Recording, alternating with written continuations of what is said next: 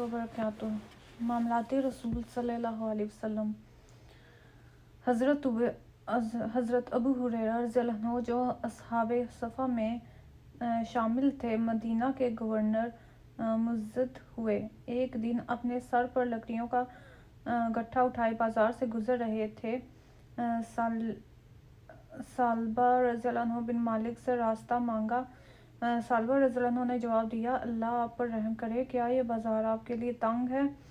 हज़रत अबू हुरैरा रज़ियल्लाहु अन्हु ने जवाब दिया, अल्लाह के बंदे, रास्ता गवर्नर की पीठ पर लदे लकड़ियों के गट्ठे के लिए मांग रहा हूँ। हज़रत अबू हुरैरा रज़ियल्लाहु अन्हु गवर्नर के मनसब के बावजूद दुनिया की आलाइशों से पाक रहे। वो अक्सर कहा करते थे, शुक्र है इस खुदा का जिसने दीन को ज़िंदगी का ज़ाब्ता बनाया और अबू हुरैरा रज़ियल्लाहु अन्हु को मुसलमानों का अमीर बना दिया। हुज़ूर अकरम सल्लल्लाहु अलैहि वसल्लम ने मुआख़ात के साथ मुहाजिरीन और अंसार के दरमियान एक अहदनामा भी कराया, जिससे दौरे जाहिलियत के रस्म व रिवाज का खात्मा हो गया और कबाइली जंगो जदल की बुनियाद ही ढा दी गई। इस अहदनामे के चंद नकात ये हैं। तमाम मोमिनीन दीगर मुसलमानों से अलग एक उम्मत हैं। सारे रासबाज मुसलमान इस शख्स के खिलाफ होंगे जो इन पर ज्यादती करेगा और मुसलमानों के दरमियान फसाद फैलाएगा, चाहे वो किसी का अपना लड़का ही क्यों ना हो। कोई मोमिन किसी मोमिन को काफिर के बदले कत्ल करेगा और ना ही किसी मोमिन के खिलाफ किसी काफिर की मदद करेगा। अल्लाह का ज़िम्मा एक हो गया। एक मामूली आदमी का दिया हुआ ज़िम्मा भी सारे मुसलमानों पर लागू होगा। मुसलमानों की सुलह एक होगी। कोई मुसलमान किसी मुसलमान को छोड़कर कताल फी सबीलिल्लाह के सिलसिले में मुसालहत नहीं करेगा, बल्कि सब के सब बराबरी और अदल की बुनियाद पर कोई अहदो पैमान करेंगे। जो शख्स किसी मोमिन को कत्ल करेगा और सबूत मौजूद होगा, इससे क़िसास लिया जाएगा, सवाए इस सूरत में कि मकतूल का वली राज़ी हो जाए। किसी मोमिन के लिए हलाल ना होगा कि किसी हंगामा बर्पा करने वाले की मदद करे और इसे पनाह दे। जो किसी फसादी को पनाह देगा, इस पर क़यामत के दिन अल्लाह की लानत और गज़ब होगा। तुम्हारे दरमियान जो भी इख्तिलाफ रोनमा हुए हैं, इसे अल्लाह और मोहम्मद सल्लल्लाहु अलैहि वसल्लम की तरफ पलटा जाएगा। इस मायदे के बाद एक नए माशरे ने जन्म लिया, जिसकी बुनियाद मोहब्बत, अखुवत, इसार, एतदाल और बर्दाश्त के असूलों पर रखी गई। कुरान पाक में दूसरों को खाना खिलाने की आदत को सराहा गया और वो नेक बंदे अल्लाह की मोहब्बत की खातिर मस्कीनों, यतीमों और गरीबों को खाना खिलाते हैं, फिर इन पर कोई एहसान नहीं जताते, बल्कि कहते हैं कि हम तो तुम्हें बस अल्लाह ही की रज़ा की खातिर खाना खिलाते हैं। हम तुमसे इसका ना कोई मुआवजा तलब करते हैं, ना किसी तरह का शुक्रिया। हम तो अपने परवरदिगार की तरफ से खौफ रखते हैं, एक सख्त और तल्ख दिन का। बाब नंबर 12। मिसाक मदीना। इंसानी तारीख का पहला दस्तूर।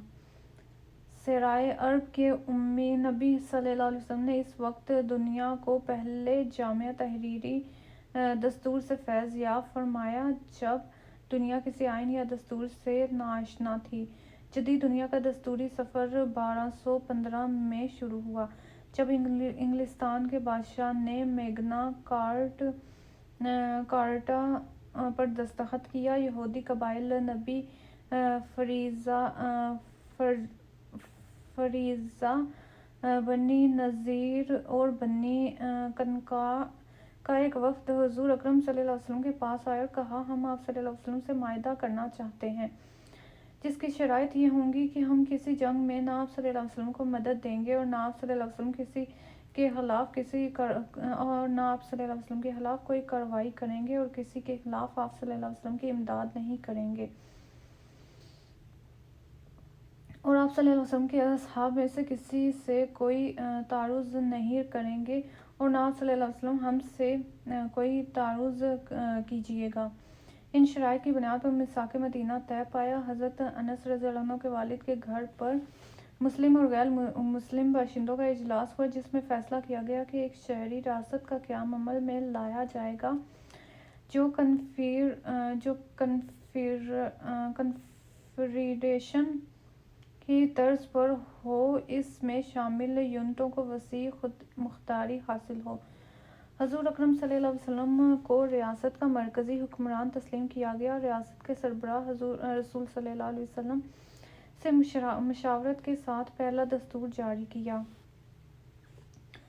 ڈاکٹر طاہر القادری کے مطابق میثاق المدینہ کے 63 آرٹیکلز ہیں۔ یہ میثاق مسلمان، یہودیوں اور مشرکین کے درمیان طے پایا۔ اس کے چند آرٹیکل موجودہ دور کے حوالے سے قابل ذکر ہیں۔ اللہ تعالیٰ کی حاکمیت، اور یہ کہ جب کبھی تم میں کسی چیز کے متعلق اختلاف ہو تو اسے اللہ اور محمد صلی اللہ علیہ وسلم کی طرف لوٹا دیا جائے گا، اور یہ کہ دستور والوں میں جو بھی قتل یا جھگڑا رونما ہو، جس سے فساد کا ڈر ہو، اس میں خدا اور خدا کے رسول صلی اللہ علیہ وسلم سے رجوع کیا جائے گا۔ خدا اس شخص کے ساتھ ہے جو اس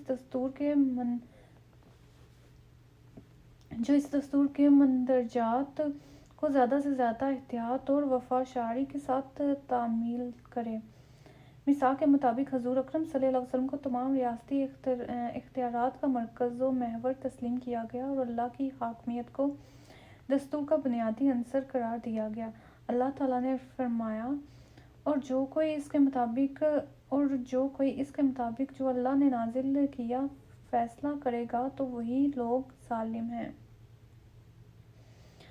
اور جو کچھ رسول صلی اللہ علیہ وسلم تمہیں دیں لے لو، اور جس سے منع فرمائے اس سے رک جاؤ، یعنی جنگ یا امن اور اوامر نواہی اور حلال و حرام کا فیصلہ رسول اللہ صلی اللہ علیہ وسلم کے احکام کی روح سے ہو گیا اور قبائل و افراد کی حیثیت ثانوی قرار پائے گی۔ تحریری دستور، حضور اکرم صلی اللہ علیہ وسلم نے میثاق مدینہ خود تحریر کروایا اور اس کے پہلے آرٹیکل میں درج ہے۔ یہ اللہ کے نبی اور رسول محمد صلی اللہ علیہ وسلم کی طرف سے دستوری تحریر ہے۔ تحریر کا مقصد یہ ہے کہ میثاق کے سب فریق اس کے پابند رہیں اور اس ضمن میں کسی غلط فہمی کا شکار نہ ہونے پائیں۔ تقسیم اختیارات،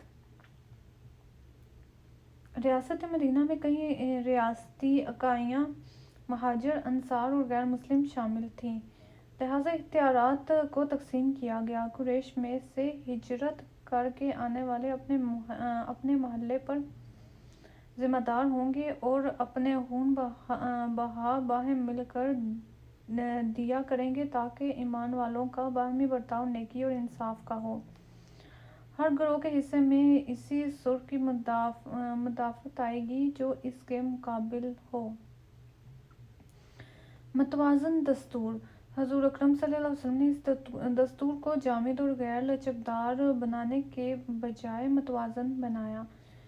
اس میں مزید طبقات کی شمولیت کی گنجائش تھی۔ یہ معاہدہ قریش میں سے مسلمانوں اور اہل مدینہ میں سے ایمان اور اسلام لانے والوں اور ان لوگوں کے مابین ہے جو ان کے تابع ہوں اور اس کے ساتھ شامل ہو جائیں اور ان کے ہمراہ جنگ میں حصہ لیں، اور یہ کہ یہودیوں میں سے جو ہماری اتباع کرے گا تو اسے مدد اور مساوات حاصل ہوگی، نہ ان پر ظلم کیا جائے گا اور نہ ہی ان کے خلاف کوئی مدد دی جائے گی۔ میثاق مدینہ میں چونکہ گنجائش موجود تھی، لہٰذا غزوہ بدر کے بعد مزید یہودی بھی اس کا حصہ بن گئے۔ ریاست کے اخلاقی احساس، میثاق مدینہ پر عمل درآمد کے لیے اخلاقی اور روحانی احساس بھی مہیا کی گئیں۔ ریاست مدینہ کی شہریوں سے نیکی کی توقع کی جاتی تھی، نہ کہ گناہ اور عہد شکنی کی، اور یہ کہ جو کوئی جس طرح کا عمل کرے گا اس کے اثرات اس کی ذات پر مرتب ہوں گے۔ اللہ اور اس کے رسول صلی اللہ علیہ وسلم اس کے نگہبان ہیں جو نیکی اور تقویٰ کا حامل لہو سیاسی وحدت کا تصور میثاق مدینہ میں مذہبی اور اعتقادی وحدت کے ماسوا سیاسی وحدت کا تصور دیا گیا تاکہ غیر مسلم اس میثاق کا فریق بننے میں ہچکچاہٹ محسوس نہ کریں اور مدینہ کا دفاع مکمل بنایا جا سکے۔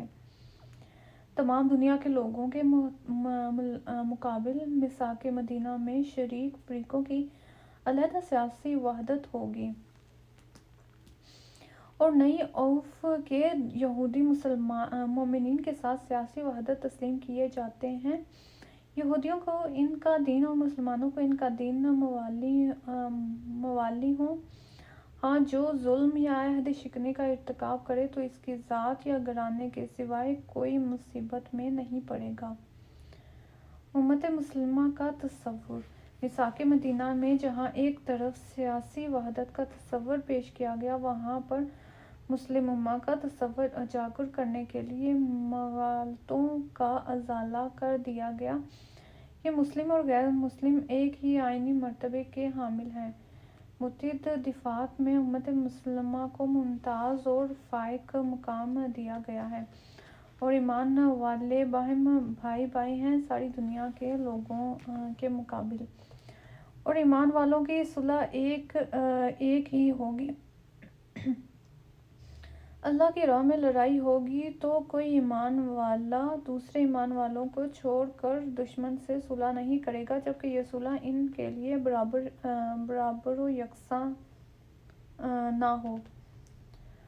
اور جو شخص کسی مومن کو عمداً قتل کرے اور ثبوت پیش ہو تو اس سے قصاص لیا جائے گا بغیر اس کے کہ مقتول کا ولی خون بہا پر راضی ہو جائے اور تمام ایمان والے اس کی تعمیل کے لیے انی اٹھیں اور اس کی تعمیل کے سوا انہیں کوئی چیز جائز نہ ہوگی۔